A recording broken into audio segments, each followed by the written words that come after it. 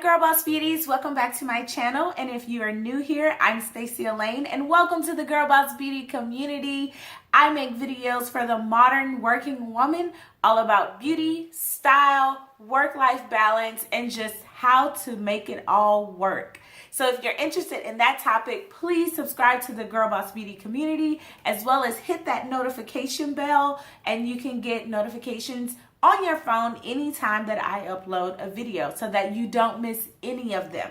Today's topic is all about my very first Louis Vuitton handbag that I ever purchased. I purchased it exactly a year ago in 2018, and it is the Louis Vuitton Favorite in MM. So I will tell you why I purchased this bag, what made me lead up to purchasing this bag. I will also let you know my thoughts about it then versus now, and what I think I will do with the bag going forward. So if you're interested in this video, then just keep watching. I bought this bag in March of 2018. I have been looking at the Louis Vuitton site. I never owned a Louis Vuitton before, and I wanted to purchase a Louis Vuitton crossbody bag. I really wanted a dark bag. I'm not a fan of the monogram print, so I knew that I wanted it to be in a damier ebene.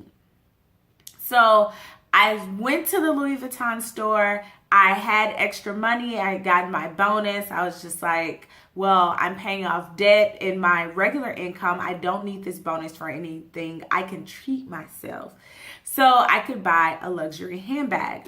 And I really wanted the Louis Vuitton Caissa clutch. And I'll show a picture on the screen now of what that looked like. But when I ended up going into the bag with cash in hand to buy it, the Caissa clutch was discontinued. Literally, they told me it had been discontinued the prior week, and all of the bags were taken out of the store if they had any.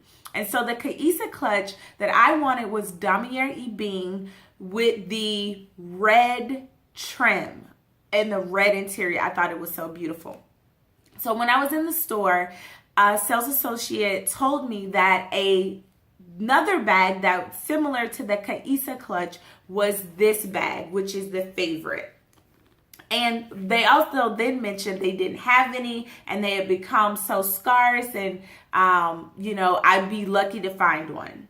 So fast forward a couple weeks, I'm on Instagram and I see a luxury resale boutique that had this bag for sale. And this was like before I was getting ready for work. So it's probably 6 o'clock in the morning, and the luxury shop is in New York. And so it's 7 a.m. there. So I'm like, oh my gosh, that's the Favorite. It just looks so good. I had done research on the Favorite. I knew that it was crossbody. I knew about this chain, which I like chain straps. I like that it kind of looks like you could fit quite a bit in there. And so I said, you know what, I'm just going to buy the bag. The Favorite retailed for $1,070, I believe, on the Louis Vuitton site. And this site was selling it for $970. So I went ahead and gave them my money. I was so nervous buying the bag. I'm not gonna lie. It's not the first time I had bought from a luxury consignment shop on Instagram. Not the first time I've done that. Not the first luxury bag, but it was the most expensive at that time, giving them $1,000 for the bag. But I saved $100 off the retail price, and then I also saved probably like $150 off taxes that I would have been charged if I had bought it in the store. The bag is authentic. It came with the box, the dust bag, it came with everything. It was in perfect condition, plastic and everything still on it. So when I got the bag, I did notice almost an immediate defect, and I took it into my Louis Vuitton store, and they said, that they also had bags like this. And it was that the lining did not actually line up all the way. So you can see this side is perfect and it lines up perfectly. This side, it comes down a little And so you can see the canvas here. See, it wasn't cut and sewn straight. So I go into the store with the bag. This is the first time I go into the store with the bag. You know, I didn't buy it from the store. I didn't know if they would be like, get that fake bag out of here. But they were like, oh no, she's beautiful. I can't believe you found one. They also did almost like an authentication. They looked the bag all over because I was asking them to see, you know, why this was like that. They went in there and they said, you know what, we have bags right now that are like that, and if you want to exchange this bag for something else, you know, if you have the original material, you can, but this is just how some of our bags are. So that led me to think, okay, this is my first Louis Vuitton. Maybe the quality really isn't as great as people say it is. So I have the bag I'm like, but I love the bag and I'm going to keep wearing it. So 30 days pass and now we're in April of 2018 and I have this bag. I take it with me to a Habitat for Humanity build. Why did I do that? Because it's canvas and I was like, oh, it's just like scratch resistant and everything. Well, someone was messing with my bag when I walked away. I don't know why. And they ended up dropping the bag face first on the ground, and it totally scratched up this plate right here.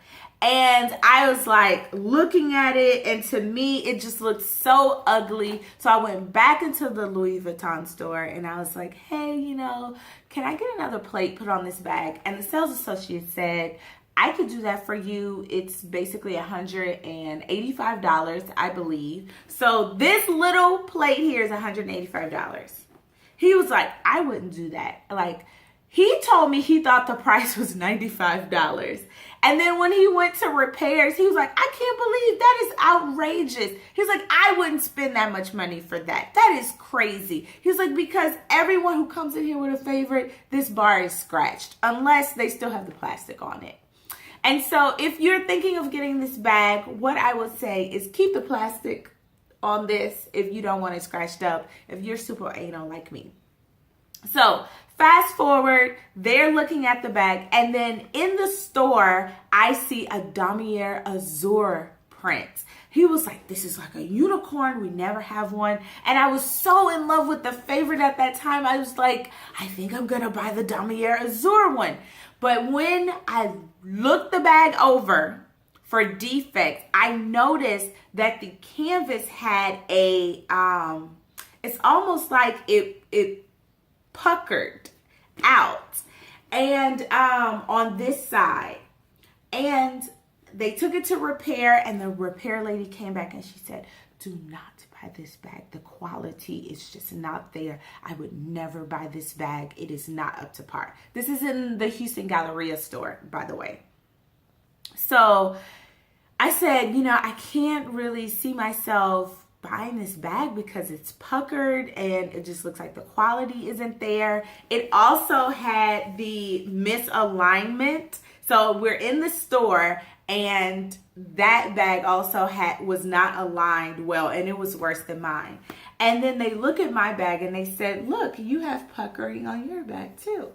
And that was the first time I had noticed this, where my bag is puckering. And it actually happens right here, right before this metal, the magnet comes into place. So this is where the magnet strip is.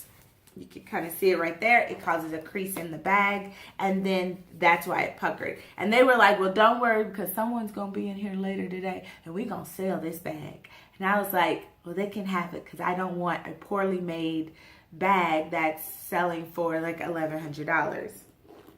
So after that, never took the bag back into the store, but I have been rocking it all the time. I can tell you, over a year, I have never worn this bag by this little gold strap like this. I've never worn the bag under my arm for an entire year. I only wear this bag crossbody with this strap. So I will tell you, when I first got the bag, again, I've never owned Louis Vuitton before. This leather feels like plastic to the point where I was like, is it fake? Like, why does it feel like this? It feels very plasticky. Come to find out, that's just how these Damier Ebene bags feel. So if you get one like that, it just feels fake. I don't know how else to say it. It feels like fake leather. I will also say I had a bit of issue in first putting this strap on, and actually the strap is upside down right now. You can see the tag is up here, but it doesn't have two D-rings. So it's a D-ring on this side, and then on this side is this cheap, like you just put the strap inside itself. And that causes this leather, which is so stiff, again, I said it feels like plastic, it causes it to widen. And so if you can see mine, it's pretty wide at this point.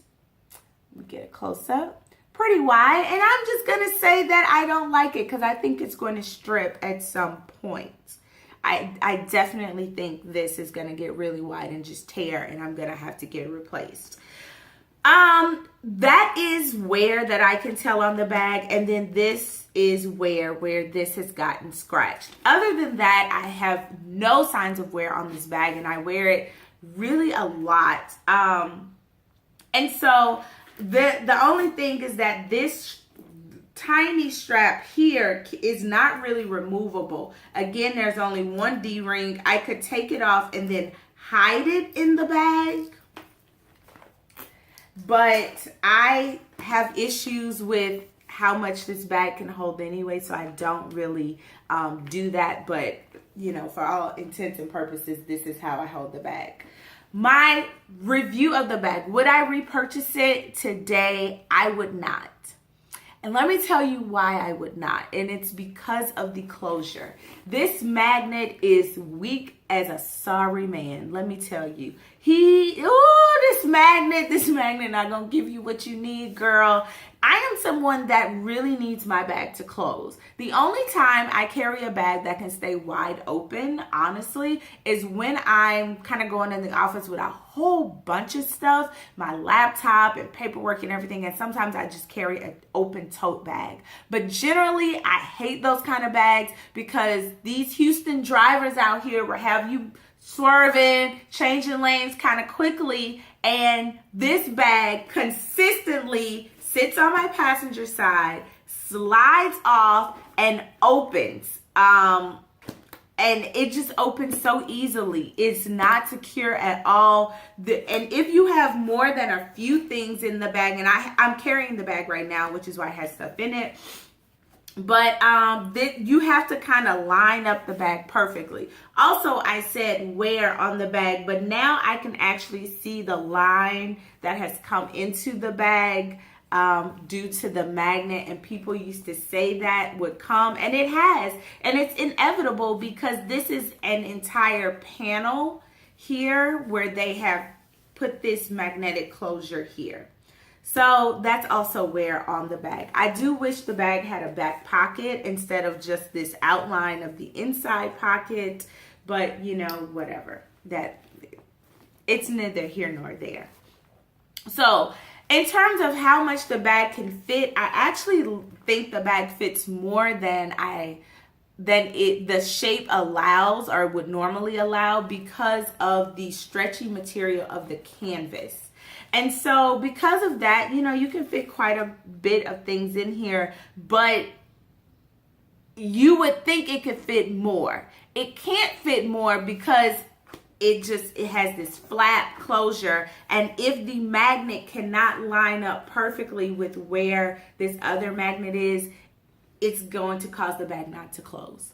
So you can put all your stuff in here. It's going to look like it fits. You're going to be like, oh, great, I got so much stuff. You're going to go and close the bag. You're going to think it's closed, but really it's going to be like this.